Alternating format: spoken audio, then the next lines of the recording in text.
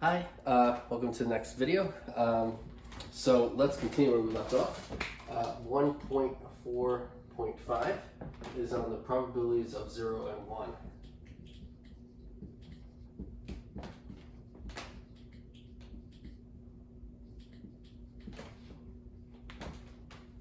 So probably two of the most interesting probabilities are when you get a probability of 0 and when you get a probability of 1. So if A and B are events, despite your intuition, so you're going to think the opposite of this.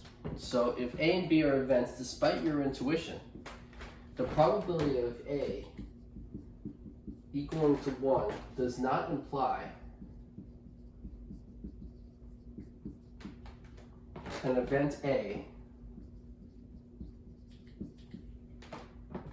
is certain to happen.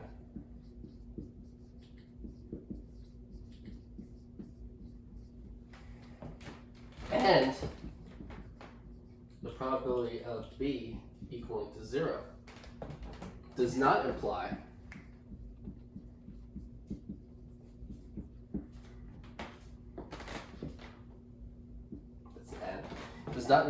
an event B cannot happen.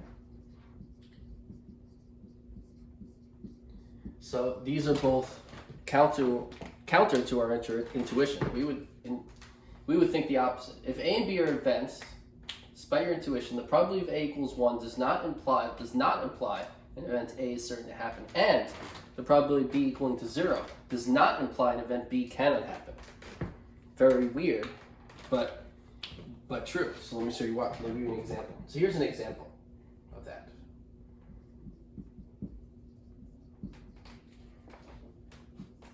Okay, so suppose you choose a real number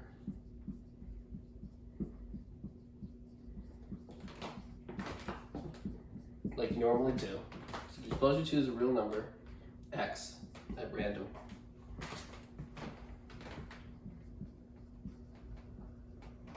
Between 0 and 1 inclusive.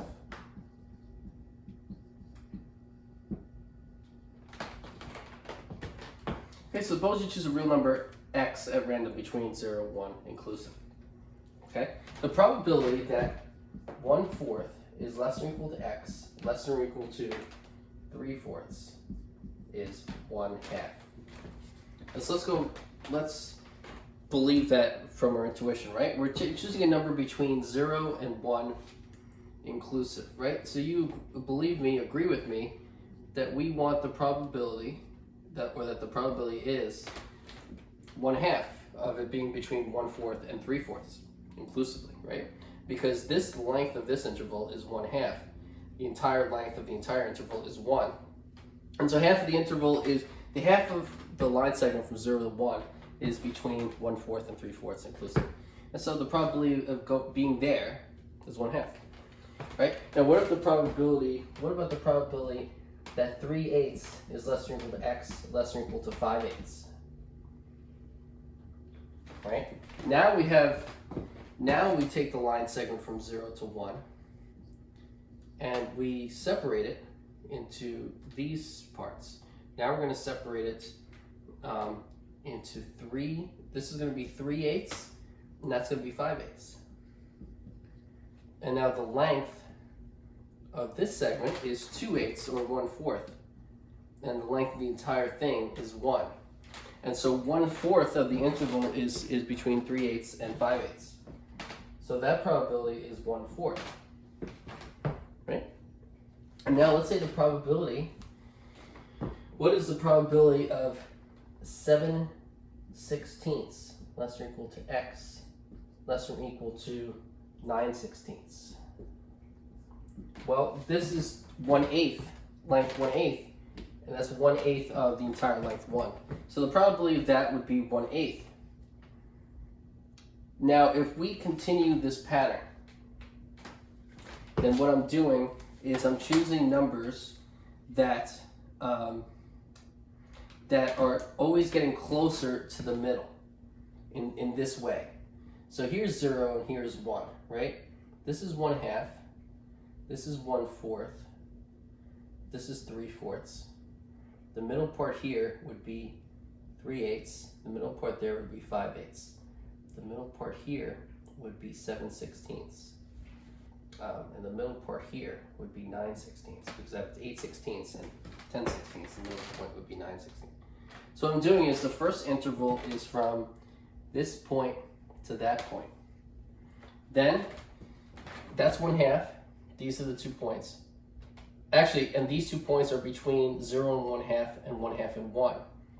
Then, if I look at these 2 points, well, the distance between 1/2 and that point would be the middle point of 1/4 and 1/8 would be 3/8. And the middle point between 1/2 and 3/4 would be 5/8. And now if you take these 2 new points, if you take the midpoint between 3/8 and 1/2, you would get 7/16. And you take the midpoint from 1/2 to 3/5, and you get 9/16. And so each next point is half the distance from 1/2 from the previous one. And so we're getting a new pair of points, and every time we choose a new pair of points, the new pair of points is half the distance from the center 1/2 of the other than the other 3 points, than the other pair of points. Right, so these pair of points are converging, getting closer and closer to 1/2. And so what we're seeing is that not only are the pair of points getting closer and closer to 1/2, the probability that x lies in that interval is being halved every time. So the first probability is 1/2, then 1/4, then 1/8. And so if we look at the probability of x equaling 1/2 in the real line from 0 to the real line segment from 0 to 1, the probability of it equaling 1/2, well, 1/2 is in every segment. No matter which pairs we choose, as long as we choose it in this way, each pair will always contain between them x equals 1/2.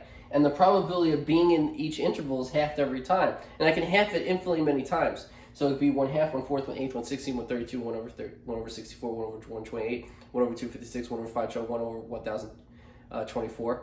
And you can keep going, getting it smaller and smaller. We can make it as small as we want. So that means x equals 1/2. This cannot have any positive probability. Because no matter how small I made it, even if it was 1/1,000,000th, I could just keep halving these probabilities until the probability of it being in the interval was smaller than whatever that I chose that to be. So this interval I can make arbitrarily, I can make it as small as I want in this way, and I can make the probability I can make x equal 1/2 into a sufficiently small interval that would contain it, which would have at least as much probability, where the probability would be as small as I want. And so this actually can have positive probability, and it has to be between 0 and 1 inclusive, so the only possibility is that the probability of x equals 1/2 is 0. And so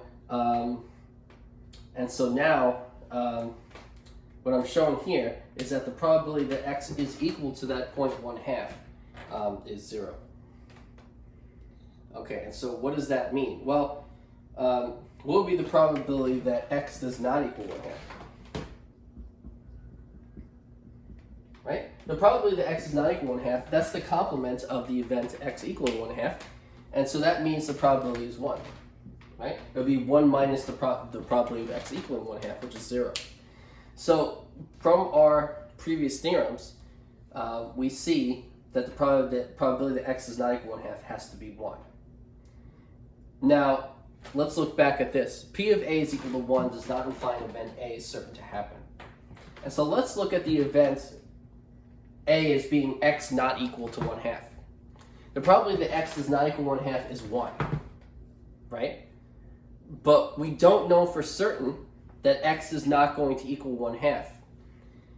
If we're choosing a real number at random between 0 and 1, and including 0 and 1, then of course I could possibly choose the number x equals 1/2, right? There's infinitely many choices, and there's something called uncountably infinite many choices. There's a huge number of choices I have for real numbers from 0 to 1, including 0 and 1. But there is a possibility that if I were to choose one at random, it is certainly possible, though extremely, extremely unlikely, it's certainly possible that I would choose x equals 1/2. And so the probability we're saying of x not equaling 1/2 is 1, but x could still be 1/2. And so that's illustrating the first point I made, that the probability of A equals 1 does not imply that the event A is certain to happen. Now here, again, let's go back to here, the probability of x equals 1/2 is 0. And that's not implying that you can't choose x equals 1/2. Okay? So you can actually choose x equals 1/2. If you choose a real number at random between 0 and 1, including 0 and 1, you could possibly choose 1/2. It's random. It's a random choice. It's certainly possible, but the probability is 0, and it's possible that you could choose it. Okay, so that's illustrating those 2 points there. And so the conclusion is not that when the probability of A is equal to 1, that A is certain to happen. The conclusion is that it's almost sure to happen. Okay? So the conclusion is that when the probability of an event is 1, you're almost sure it will happen. Okay? To give a rigorous explanation of almost sure involves more mathematical sophistication in this class. And so we're not going to go deeper into probability to explain what almost sure means. But we're going to leave it at that. So when the probability of an event is 1, you're almost sure that it will happen. And that's what that'll mean. Okay, so when the probability of an event is 1, you say you're almost sure it will happen.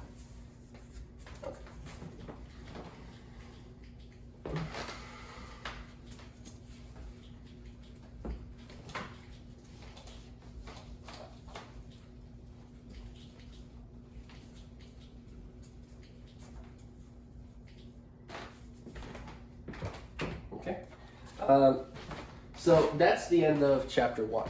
And so let's go to chapter 2.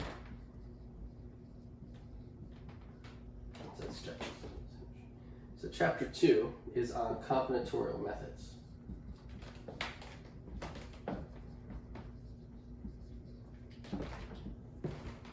Okay? So by using P of A,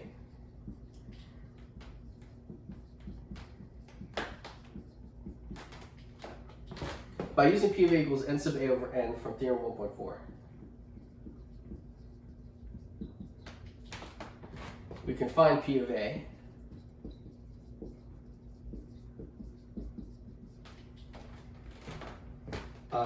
once we count n sub A and capital N. Right? N sub A is the number of sample points in the event A, and capital N is the number of total sample points in the sample space S. Okay, so by using Theorem 1.4, we can calculate P of A, which is n sub A over n. That's when we find n sub A and n. So 2.1 is a basic counting procedure. So in this chapter, we're going to learn counting ways of counting, which will enable us to find the values of n sub A and n when previously we couldn't. So there's situations in counting where counting how many things, what the value of n sub A and n would be difficult, but with these counting methods, it'll be very easy. Okay. So 2.1, a basic counting procedure.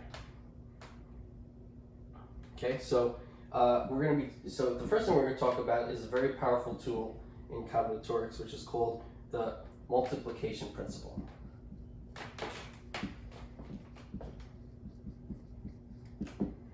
Okay, so the multiplication principle. And the multiplication principle counts the number of ways to choose to select one element from each of k sets. Okay, so the multiplication principle counts the number of ways to select one element from each of k sets. Okay, so an example of that would be if capital A is the set A1, A2, A3, and set B is the set B1, B2, B3, B4. Then one question could be, how many ways can you select an element from set A and a set from and an element from set B? Okay, And so that number, so the number of ways to select an element from set A and then set B would be the number of ways to choose an element from set A, which is 3, times the number of elements to choose an element from set B, which is 4. And so that would be 12. So the number of ways to select an element from set A and then set B would be 3 times 4. The number of elements in set A times the number of elements in set B, 3 times 4, which is 12. And so that's an example of the multiplication principle. Okay. And so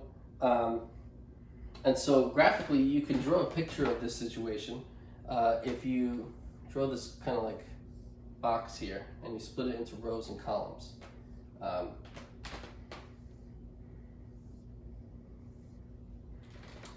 Okay, so then let's say the columns are, let's say we're going to label the rows B1, B2, B3, B4, and the columns A1, A2, and A3. So these are the elements of B, and these are the elements of A. And so for instance, A1, B1 would be selecting the element A1 in set A and then B1 in set B. A2, B1 would be selecting A2 in set A and then B1 in set B. And then A3, B1 would be selecting A3 in set A and then B1 in set B. So I'm just going to continue drawing, filling in this table.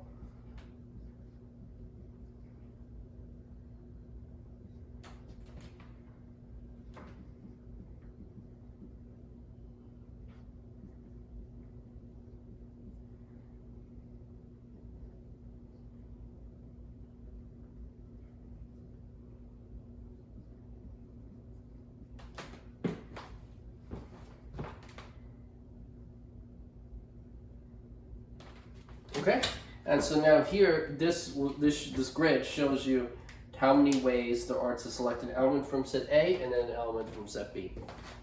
So if you choose any particular box here, it'll tell you which element in A you chose and which element in B you chose. If you count the number of boxes, you'll see there are 12. And so this illustrates how there are 12 ways to choose an element from set A and an element from set B. This is using the multiplication principle, multiplying the elements in set A times the number of elements in set B to get the total number of choices, one from each set. Okay, and so this is illustrating the multiplication principle. And so let me put as a theorem what the multiplication principle says. Okay, so let's do this. Okay.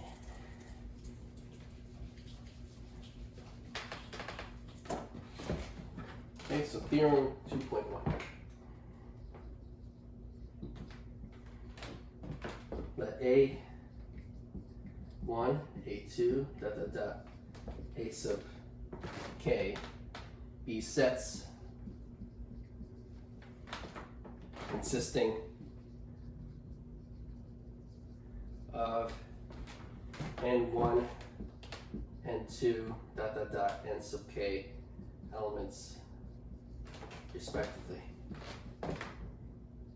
So the word respectively means you look at the order of this list and it corresponds with the order of that list. So that means that set A1 has n1 elements, A2 has n2 elements, A sub k has nk elements in it. Okay?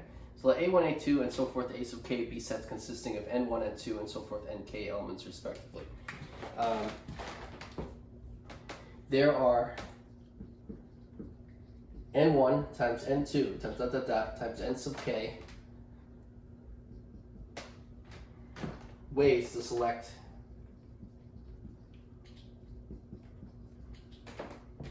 first an element from A1,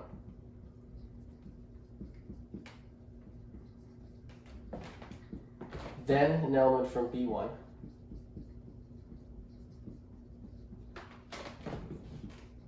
and an element,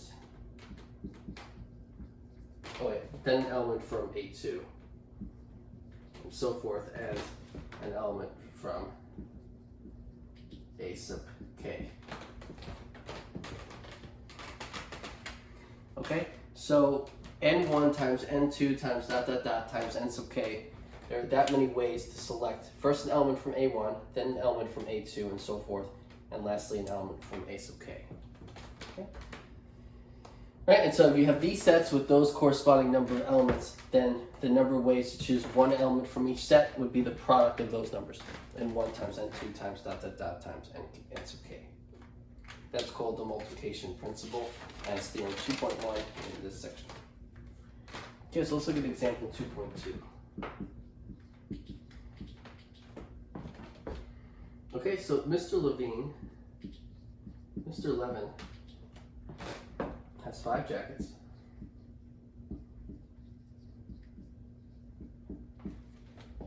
10 shirts, 6 ties, and 7 pairs of slacks.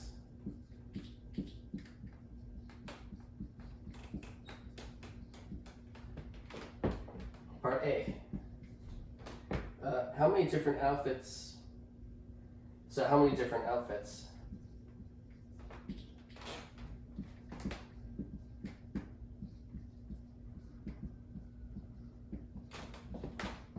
are possible? So Mr. Levin has 5 jackets, 10 shirts, 6 ties, and 7 pairs of slacks. How many different outfits are possible with a jacket, a shirt, a tie, and a pair of slacks? And so the answer to that is just using the multiplication principle. And so that will be, so first, let's say A1 is the set of jackets. A2 is the set of shirts. A3 is the set of ties.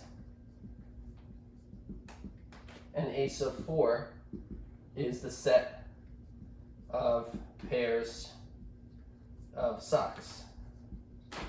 Okay, so I'm defining what my 4 sets are here. And so then correspondingly, the values of n are n sub 1 is the number of jackets, which is 5. N sub 2 is the number of shirts, which is 10. It's by how I define my sets. N sub 3 is the number of ties, which is 6. And N sub 4 is the number of pairs of socks, which is 7. And so that means the total number of different outfits possible, or the number of ways to choose 1 jacket, 1 shirt, 1 tie, and 1 pair of slacks by the multiplication principle, is the product of those n's. So by the multiplication principle,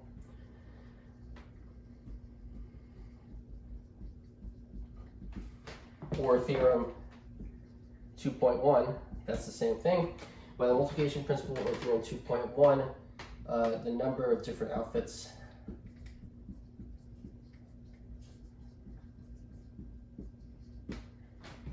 is n1 times n2 times n3 times n4, which is equal to 5 times 10 times 6 times 7. And so that's 5 times 10 times 6 times 7 is 50 times 42, which is 210. 2,100. Okay, so there are 2,100 different outfits. One way you could do it is 5 times 6 is 30. 30 times 7 is 210. 210 times 10 is 2,100. Okay, better not to use a calculator, but on a test maybe you want to use it. All right, that's equal to 2,100. Okay, so there's 2,100 different outfits are possible. That's part A of this exam. Okay, so I'm going to do part B.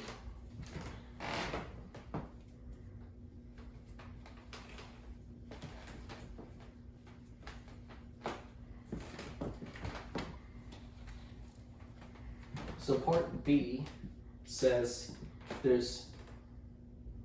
so if 2 jackets, 3 shirts, 2 ties,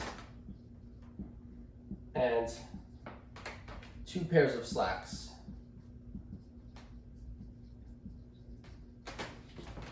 are blue,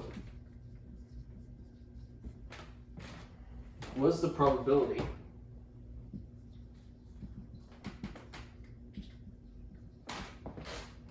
a random outfit will be all blue. Okay, so we have 2 jackets, 3 shirts, 2 ties, and 2 pairs of slacks that are blue. What is the probability a random outfit will be all blue? Right, those are the there's 5 jackets, 2 of them are blue, 10 shirts, 3 of them are blue, 6 ties, 2 of them are blue, 7 pairs of slacks, and 2 of them are blue. So what is the probability that all of them are blue? Well, we already know that capital N, which is the total number of possible outfits, was 2100 from part A. Right?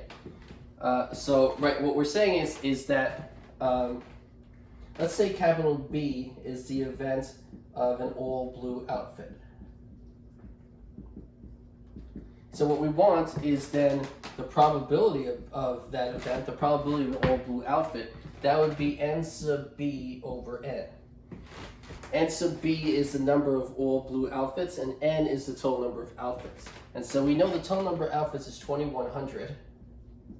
That's in the denominator. And N sub B, the numerator, is the number of all blue outfits. And so what are the number of all blue outfits? Well, if you have 2 jackets that are blue, 3 shirts that are blue, 2 ties that are blue, and 2 pairs of slacks that are blue, then you just multiply those numbers, and you get 2 times 3 times 2 times 2, and that's 24. There are 24 all blue outfits. And so that means that N sub B, the number of all blue outfits, is 24. Okay? So you just multiply the number of blue of each thing. So there's 2 choices here, 3 choices here, 2 here, and 2 here. You multiply them 2, 6, 12, 24. 24 blue outfits, and so the numerator here is 24. And so 24 all blue outfits out of the total number of outfits, which is 2100. So 24 over 2100 is 12 over 1050, 6 over 525, 6 over 525, and that would be 2 over 175. Because, yeah, 525 divided by 3 is 175. Okay, so 2 over 175, and as a decimal, that's 0.0114.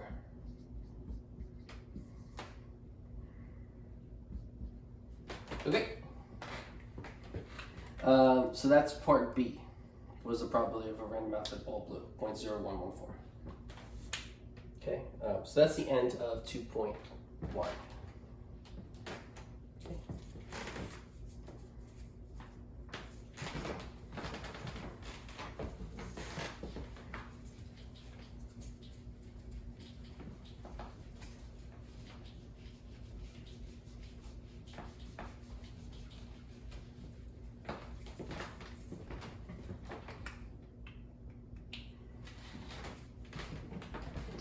2.2 permutations.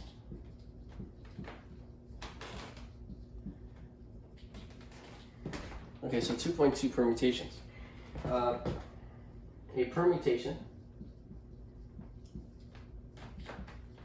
of R elements is an ordered set of R elements.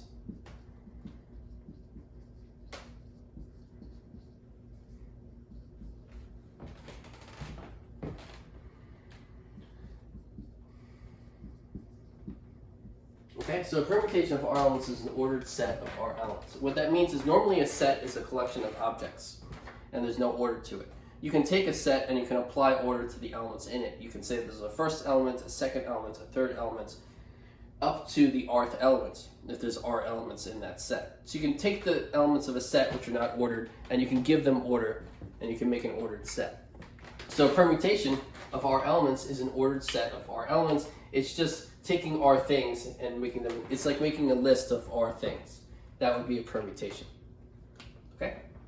Where there's a first, second, and so on. Okay?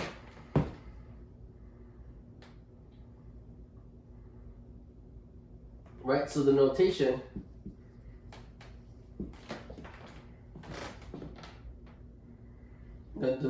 used for this is an R tuple.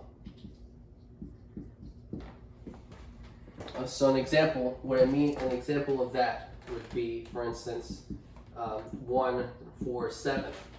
That's a 3 tuple. Okay? And so it's a 3 tuple saying the first element is a 1, the second element is a 4, and the third element is a 7. That's a 3 tuple. And so that would be a permutation of 3 elements. It would be a permutation of the elements 1, 4, and 7. It's 3 elements in order. Okay? So that 3 tuple is a 3. That 3 tuple represents is a permutation of 3 elements. And also, if you had a 2, 7, 5, 8, 1, that's a 5 tuple. And that 5 tuple represents a list of 5 things. It's a permutation of 5 elements. The first element is a 2, the second one is a 7, the third one is a 5, the fourth one is an 8, and the fifth one is a 1. You can also have a permutation like 1, 7, 1, 8, 2. This is another 5 tuple. But now the first element is a 1, the second element is a 7, the third element is a 1 again, the fourth one is an 8, and the fifth one is a 2. You can repeat an element because it's not the same thing, because it's a different place in the list, right? So 1 in the first spot is different from a 1 in the third spot because it's an ordered list. It's an ordered set. In a set, you don't repeat writing a 1 again in a regular set doesn't change the set. Writing a 1 again in a list does change the list, right? Because a 1 is different depending on where it is in the list. So you can repeat an element in a list, or in an R tuple, or in a permutation, or in an R tuple. Okay. Well, sorry. So in a untuple, you can repeat an element. For a permutation, if you had R things and you wanted to arrange them, you wouldn't take one of them and repeat them. Let's just see more examples. Okay. So another important point is that 1, 3, 5 does not equal 3, 1, 5. Right? So this is a permutation of 3 elements, 1, 3, and 5. This is a permutation of the same 3 elements, 1, 3, and 5. But even though we're arranging the same 3 numbers, the order is different, and so they're not equal as permutations. So 1, 3, 5 is not equal to 3, 1, 5. 1 is the first element, 3 is the second element, 5 is the third element. Here, the first element is a 3, and already it's different. Right? The first element here is a 1, and the first element there is a 3. And so they're different as permutations. Okay? Okay. Okay? And so our goal is going to be the goal is going to be to count the number of distinct permutations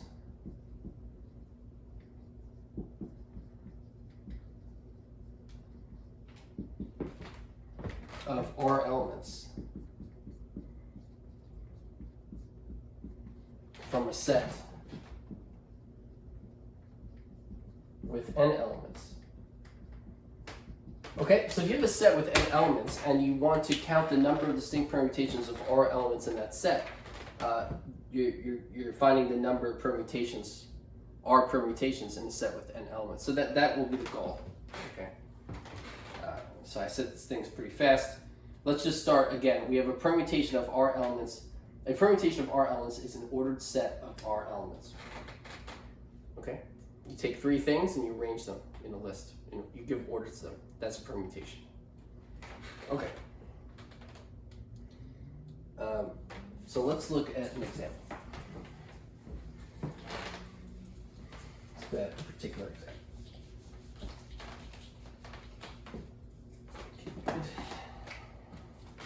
Example 2.4. So A, list the permutations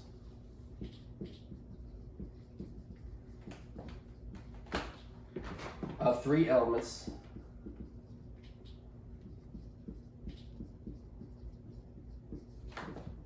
from the set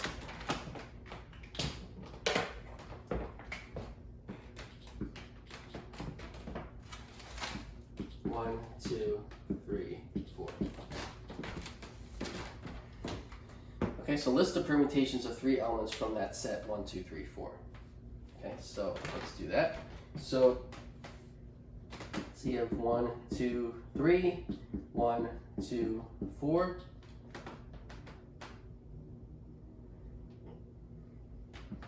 Um, 1, 3, 4. Okay, then so that's ones are the first ones there. 2, 3, 2, 4, 3, 4. And so then let's also let's say we could also have 1, 3, 2.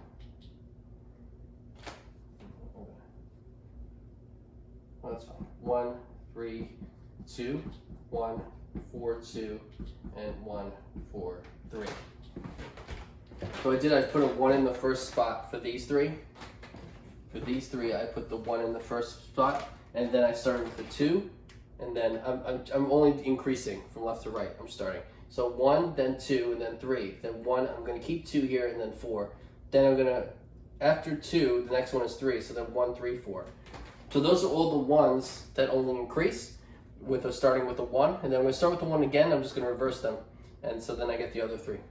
So now these are all the ones that start with a 1, right? So if I impose the condition that I'll only make them increase, then since I'm only rearranging the last 2, I can just flip them, and these will all be different because they won't be increasing anymore, and that'll cover all the ones that start with a 1. So these are the ones that start with a 1, and so there are 6 of them, and so there's 2 more, so there'll be 12 more. There'll be 6 that start with 2 and 6 that start with 3. So let's start with the next one, which is going to be 2. So I'm going to draw the first one in. So there's going to be 6 more that start with a 2. Okay. Now, so here, let's do 1, 3, and then there'll be 3, 1. Here there'll be 1, 4, and this will be 4, 1. And then this will be, let's say, 3, 4, and this will be 4, 3. So I just made the other 6 for that one. Okay, and then starting with the 3, there'll be another 6 that start with a 3. Right, so I made an argument for why there has to be 6 that start with the 1. So that means there'll be 6 for the other ones. So if I get 6 different ones, I'll have all of the ones for the other ones, right? So there's now 3 here, a 3 that starts here, a 3 that starts here. So I spent more time on this one than these because I don't need to worry about missing any for these. Okay, so now 3, I'll start with a 1, 2, and this will be a 2, 1. And then this will be, let's say, a 1, 3, and this, no, 1, 4. And this will be a 4, 1. And then this will be a 2, and that'll be a 4, and this will be a 4 and 2. So I made it a way that it wouldn't be anything. And so now I have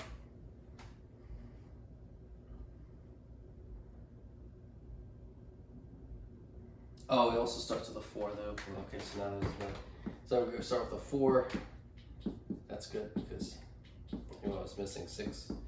So here's 6 more. And now I can start with a 4. So let's say 4, 1, 2. Then that corresponds with 4, 2, 1. This is 4, 1, 3, 4, 3, 1. And then 4, 2, 3, and 4, 3, 2. And so those are the other 6 that start with a 4 now. And so these are all 24. So these are the 24 permutations of 3 elements from the set 1, 2, 3, 4. These are all the ways where you can take 3 elements from the set 1, 2, 3, 4 and arrange them in any way you want. It's 24 ways. Okay. So let me put a box around this. So there's going to be a box. There's a box there, and there's 24 permutations of 3 elements from the set 1, 2, 3, 4, 4 elements. Part B.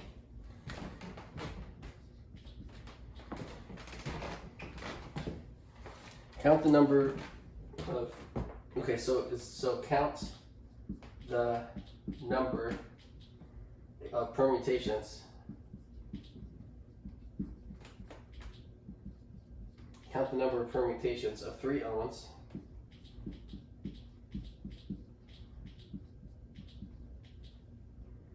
from a set with 4 elements. Okay, so count the number of permutations of 3 elements from a set with 4 elements. So how can you do that without listing all 24 permutations, right? And making a logical argument for how you found all of them when you're done writing all 24, right? I did that here. And I said it out loud. Well, let's just use the multiplication principle that we started at the beginning of this lesson. So, so let's say set A1 is the set of first elements. A2 is the set of second elements. A3 is the set of third elements. And so correspondingly, little n1, right, is the number of elements in set A1. Little n2 is the number of sets and elements in set A2, and n3 is the number of elements in set A3. And so by the multiplication counting principle, the number of ways to choose one element from the set of first elements, and one element from the set of second elements, and one element from the set of third elements, that would just be n1 times n2 times n3. And so we just have to find the size of each of those sets. Well, there's 4 numbers in that set. So the set of first elements is 4 because you have 4 choices for the first element. So n1 is 4. There's 4 possibilities for the first element. Now for the set of second elements, we take our choice for A1 into account, and now that we chose the first element, we can't choose the first element again. So now we have 3 choices for the second element. So the size of set A2 is 3. Okay, so now I chose an element from A1. I had 4 choices, so N1 is 4. Then I chose an element from A2, and there's 3 elements in A2, and so N2 is 3. And now I want to choose a third element, so I choose one element from the set A3, which is the set of third elements. Well, I chose a first element and I chose a second element from that set, so I can't choose them again. And so there was a total of 4 things. I take 2 of them away because I already chose 2. There's 2 left, and so the set of third elements only has 2 elements in it. So n sub 3 is 2. And so that means by the multiplication counting principle, the number of permutations is 4 times 3 times 2, which is 24.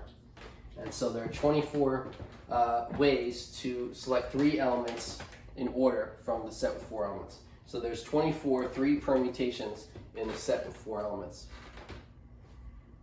by the multiplication principle, or Theorem 2.1. Same thing. Okay, and so then that's okay, and so that's example A and B. That's part A and B of example 2.4. Let's keep going.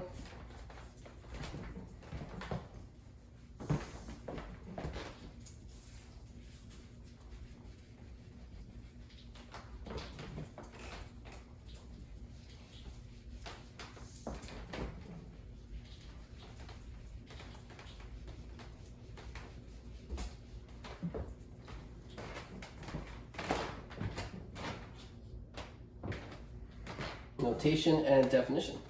Okay, that's next. Okay. DFN is my abbreviation for definition. So notation and definition. P sub R superscript n, that's an n, okay, is the number, that's the notation for the number of distinct permutations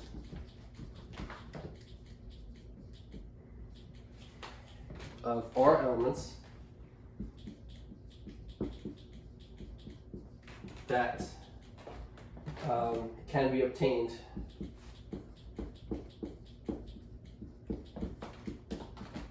from a set with an element.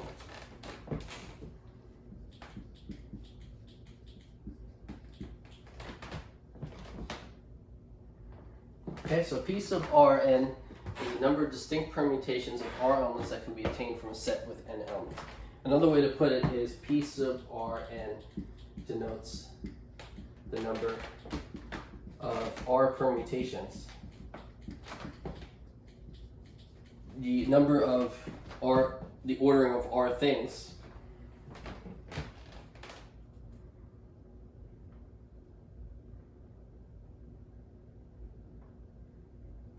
denotes the number of distinct R permutations.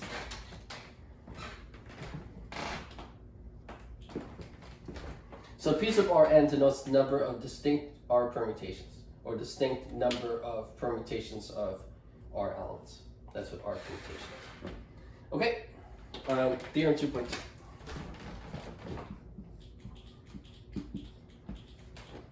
Okay, P sub Rn is equal to n times n minus 1 times n minus 2 times dot dot dot times n minus r plus 1 for positive integers r and n.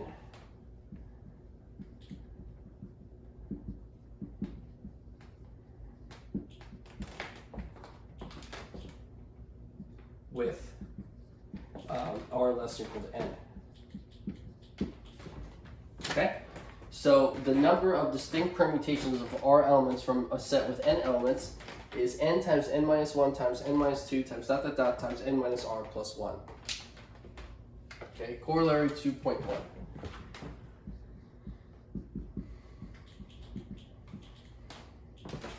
P sub r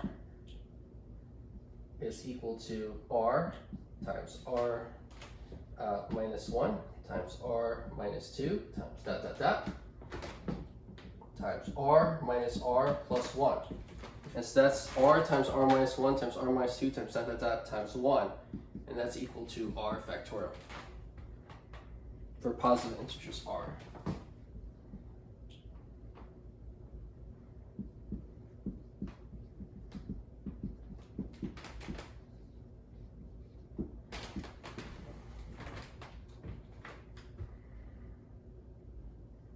Okay, and so notation and definition. So notation and definition again, for positive integers n,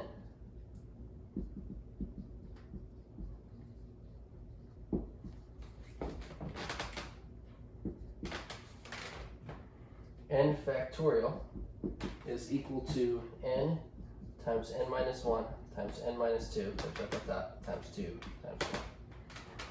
And 0 factorial is equal to 1, not 0. 0 factorial is equal to 1.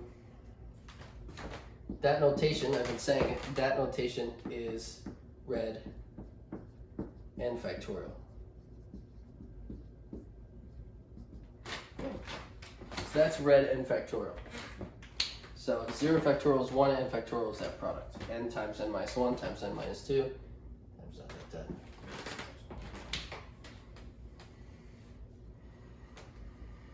that. Okay, so that's notation definition. Good. Okay. You probably want to write some of these things down.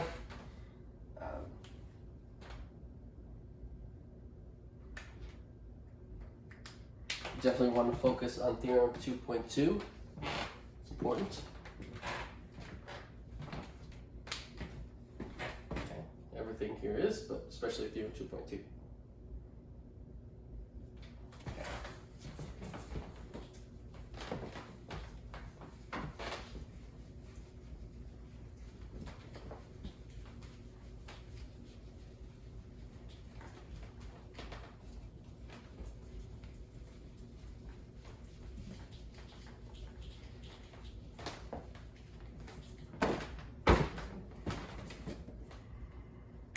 Example 2.5.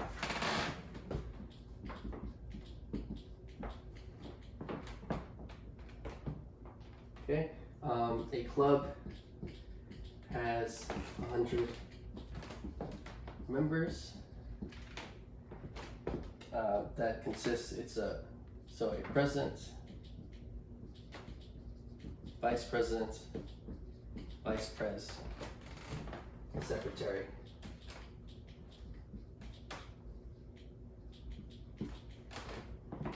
treasurer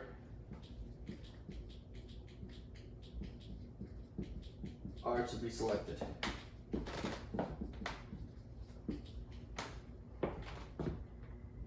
Okay, from membership, from members.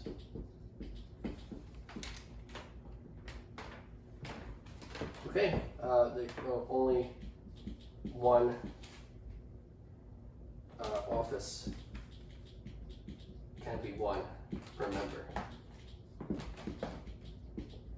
Okay, so the same member cannot win 2 offices. And so part A is count the number of distinct choices of officers. So count the number of distinct choices of officers, meaning how many ways can you choose the president, a vice president, secretary, and treasurer to be selected from the 100 members. So using the multiplication principle, or Theorem 2.1, you can say you have 100 choices for a president, times, once you choose a president, there's 99 choices for vice president, times, once you choose both the president and vice president, there's 98 choices for secretary, so times 98. Then times, once you choose a president, vice president, and secretary, there's 97 members left to choose as treasurer. And so the number of distinct choices of officers is 100 times 99 times 98 times 97. And so the notation for that is P sub 4 100. That's the number of 4 permutations from a set with 100 elements in it. And so P sub 400 is equal to 94,109,400. Okay, and so the number of distinct choice of officers is P sub 400, which is 94,109,400. Part B is what is the probability? Find the probability that Mr. Lee is president, Miss Jones is vice president, previous vice, Mr. Williams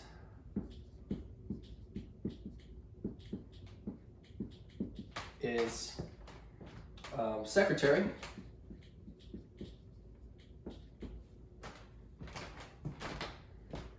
and Ms. Schwartz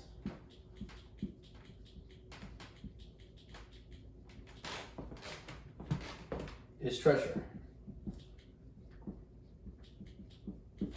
So find the probability Mr. Lee is president, Ms. Jones is vice president, Mr. Williams is secretary, and Ms. Schwartz is treasurer. Well, let's call that event A. So call that event A. Okay? So, making that choice of president, vice president, and secretary and treasurer, that's event A. Then, if I call that event A, that's the probability of A. Well, the probability of A is n sub A over n. N sub A is the number of sample points in the event A, and n is the number of total choices in the sample space. So n sub A is the number of ways you can choose Mr. Lee as president, Ms. Jones as vice president, Mr. Williams as secretary, and Ms. Schwartz as treasurer. There's only one way to do that. That's 1. So n sub A is 1. And that's over capital N. Capital N is the total number of ways to choose a president, vice president, secretary, and treasurer. And so capital N is the 94,109,400 we found in part A. And that's 1 over 94,109,400. So it's 1 over that number. And that's equal, as a decimal, that's equal to 0.106 times 10 to the negative 7th power. Good, and that's it. Okay, and so that's part B of example 2.5. Okay, and so that's the end of section 2.2. Okay, so let's keep going. So let's go to 2.3.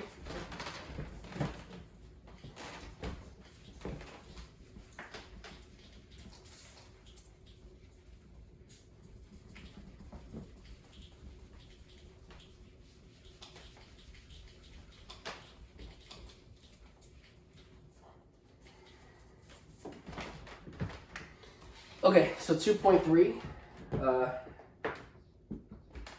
that's combinations.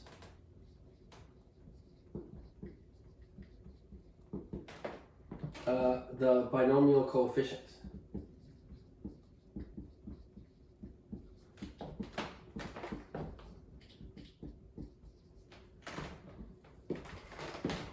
So 2.3 combinations, the binomial coefficient.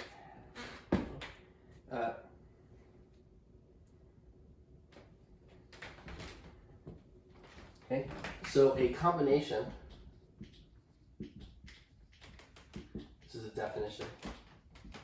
DEF is another abbreviation. DEF is a combination of R elements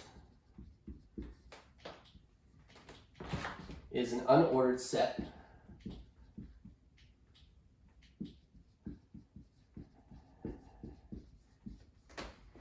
of R elements.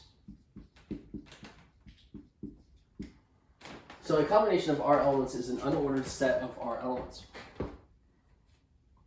Okay, it's just a regular set of R elements. Okay, so we use the notation A1, A2, dot, dot, dot, A sub R to designate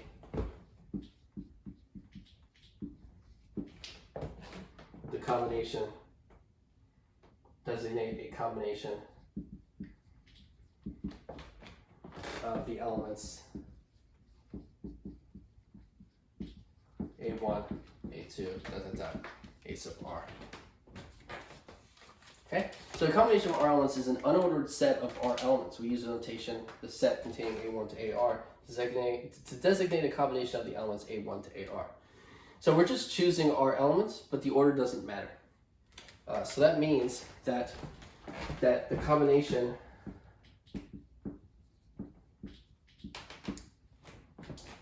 (1, 3, 5) is equal to the combination 3, 1, 5. Before, when we talked about permutations, right, the 3 tuple 1, 3, 5 was not equal to the 3 tuple 3, 1, 5 because order matters in a permutation. A permutation is defined as an ordering of R elements. You change the order, you change the permutation. Here, a combination is just an unordered set of R elements. And so a set does not change if you change the order of the things you put in the set. There's no order to the elements in the set. And so the combination 1, 3, 5 equals the combination 3, 1, 5. Okay? So a combination of R elements is just choosing R elements from a set. Order not matter. Okay?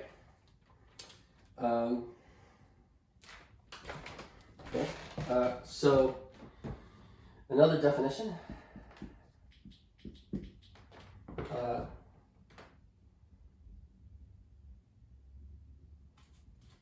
Or just, it's called a fact. A fact. The number of distinct combinations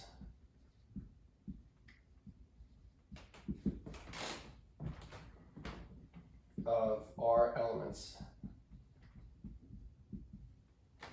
from a set with n elements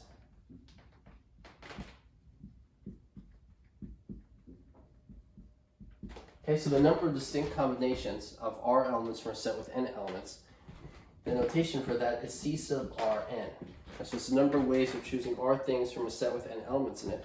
And another notation for that is this, with the parentheses here. This is choosing R things from a set with n elements, choosing R things from a set with elements. Two notations for the number of distinct combinations of R elements from a set with n elements. And so, that's the notation for it. So actually I will call this, maybe I'll call this notation. Okay. And so that's equal to, that is a binomial coefficient also. You can call that a binomial coefficient. So I'll explain what that means. So, okay, so this is notation for a distinct number of combinations of R elements from a set with n elements. So if the answer to the question, how many ways can you can you choose R things from a set with n elements, it's CRN. But it's just a notation, I haven't told you a number. But later I'll tell you what this is, and then you can quickly calculate it. So this is called the binomial coefficient, and note a plus b to the nth power is equal to the sum from r equals 0 to infinity. Oh, r equals 0 to n. C sub Rn times a to the n minus r times b to the rth power. Okay, so if you took a plus b and raised it to the nth power, it's equal to the sum from r equals 0 to n of c sub Rn times a to the n minus r times b to the r. And so these are called the binomial coefficients of that sum that represents a plus b to the n. An example of that would be x plus y cubed. Okay, so x plus y cubed is equal to x cubed plus 3x squared y plus 3xy plus y squared. Okay, another way to write it would be it's C03 x cubed y to the 0 plus C13 x squared y to the first plus C23 x to the first y squared plus C33 x to the 0 y cubed. And so here, this sum is this sum, where a is x and b is y and n is 3. And r ranges from 0 to n. So r starts at 0, then 1, then 2, then 3, where n is 3. This is a 3 here. This is n minus r. So this is 3 minus 0, 3 minus 1, 3 minus 2, 3 minus 3. And this is r, which ranges from 0 to n, so that would be 0, 1, 2, 3. And then C03 is 1. C13, you'll see later, is 3. C23 is 3, and C33 is 1. And so when we calculate the coefficients later, these are the coefficients 1, 3, 3, 1 in that sum for that example. And so you can use that representation to find a plus b to the nth power, and it uses these binomial coefficients here, which is the number of distinct combinations of r elements from a set with n elements. Okay.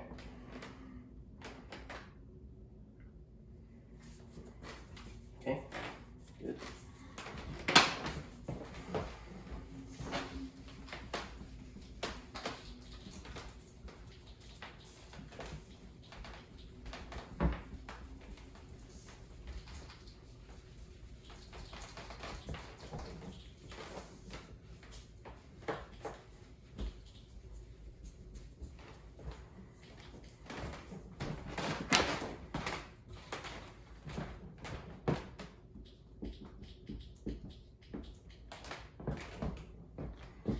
Example 2.6a, list the combinations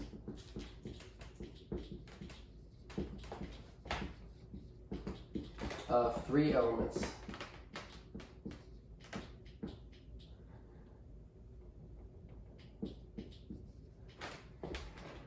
that could be formed from the set 1, 2, 3, 4.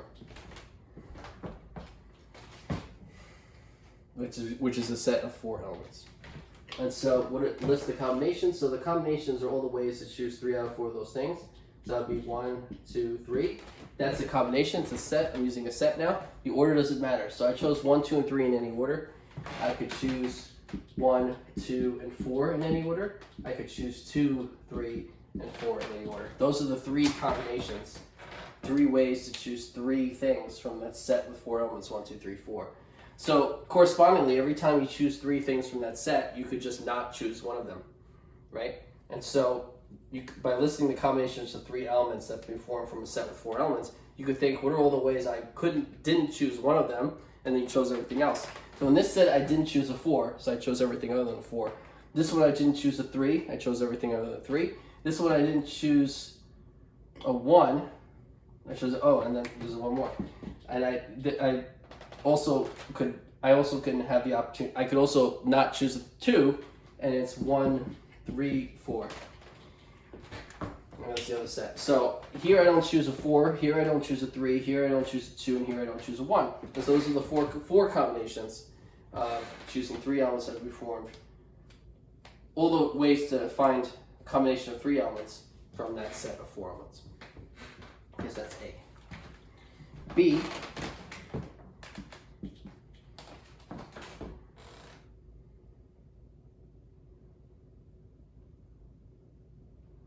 Okay, so count the number of combinations of 3 elements from a set with 4 elements, that set being 1, 2, 3. So count the number of combinations, 1, 2, 3, 4. So the answer is 4. Okay, that's easy. If you get A right, it's easy. If you get A wrong, then B is also. Okay, so the fact.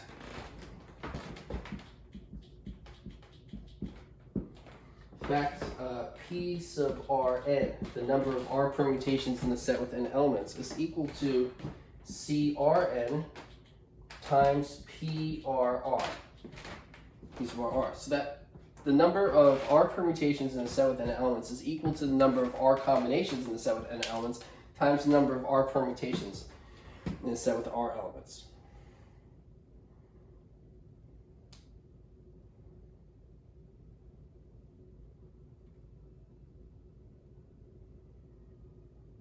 Okay, that's a fact. Okay, so I'm giving this a fact. That's good.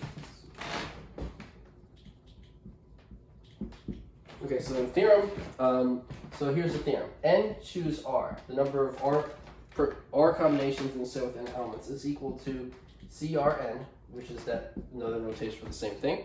That's equal to P sub Rn over P sub RR.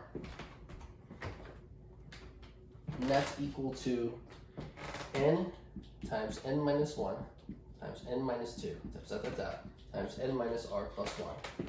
That's just that's using the definition of P sub Rn, which is that product, divided by P sub RR, again, which is r times r minus 1 times r minus 2 times 2 times 1. It's just r factorial. And so what that's equal to is the numerator is n factorial, but without the terms r. So if you multiply the numbers from n to 1, we're not reaching it necessarily because we're starting at n and we're stopping at n minus r plus 1. So the numbers after n minus r plus 1, less than it, going to 1, we're leaving out. So what would those be? Well, n minus r plus 1, the next one would be n minus r. And then it would go n minus r, then n minus r minus 1, then n minus r minus 2, up until 1. So that numerator is the same as n factorial divided by n minus r factorial. So the numerator is n factorial divided by n minus r factorial. Because it's n factorial, but without the terms from 1 to n minus r. We're going from, if you had n factorial from the product from 1 to n, you would go from 1 to n minus r, and the next one would be n minus r plus 1, n minus r plus 2, n. So you're leaving out the n minus r factorial, and so you would take n factorial, divide by n minus r factorial, you'd be left with this. And you're dividing by r factorial in the denominator. And so that means that's equal to n factorial divided by r factorial times n minus r factorial. Okay, and so NCR, the number of R combinations in a set with n elements, is equal to n factorial divided by r factorial times n minus r factorial. So this is equal to that, which is NCR. The notation is NCR.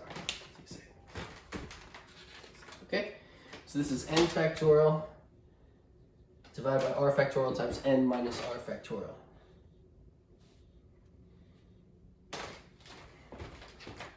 NCR is equal to n factorial over r factorial times n minus r factorial, exactly.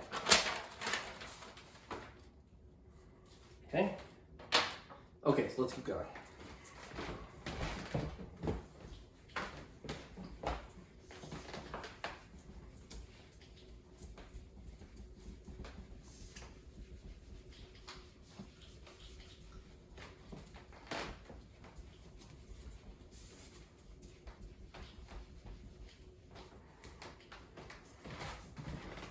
All right, example 2.7.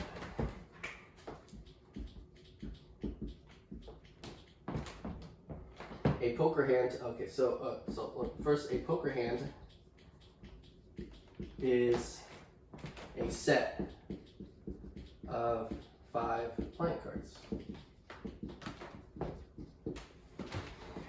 So a poker hand is a set of 5 playing cards, and so A in example 2.7 is find the number of distinct poker hands. Okay, so find the number of distinct poker hands.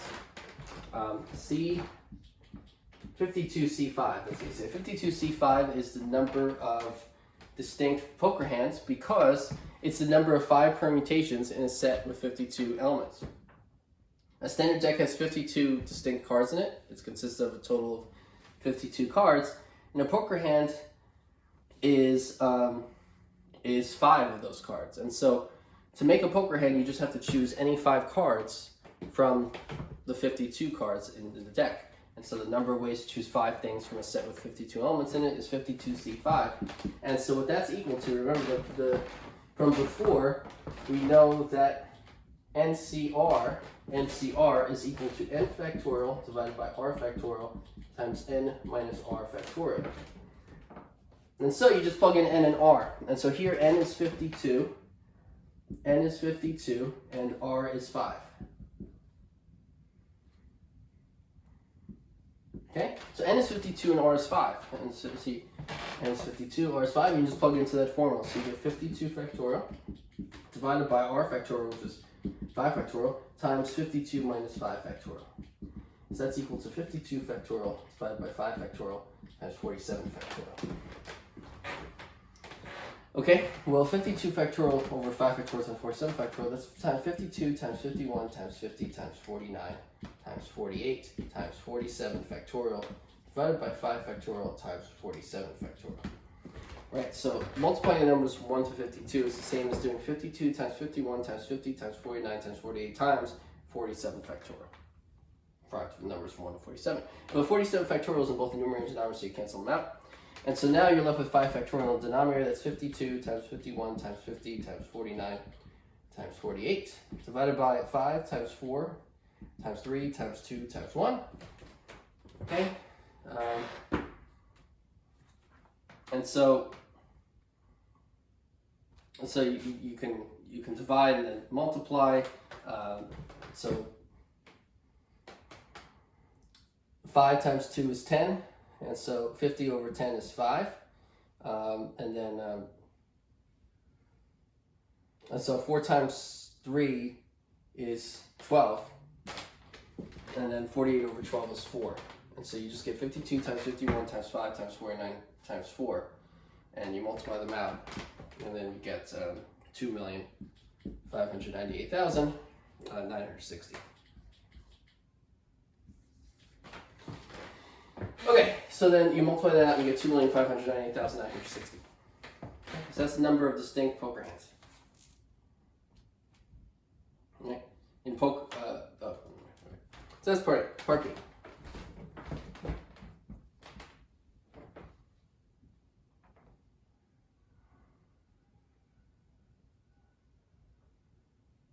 Okay, so B is find the probability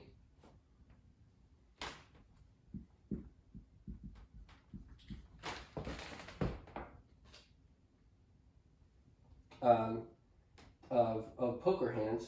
So hold on, we're going to stop there, and next time I'll continue this.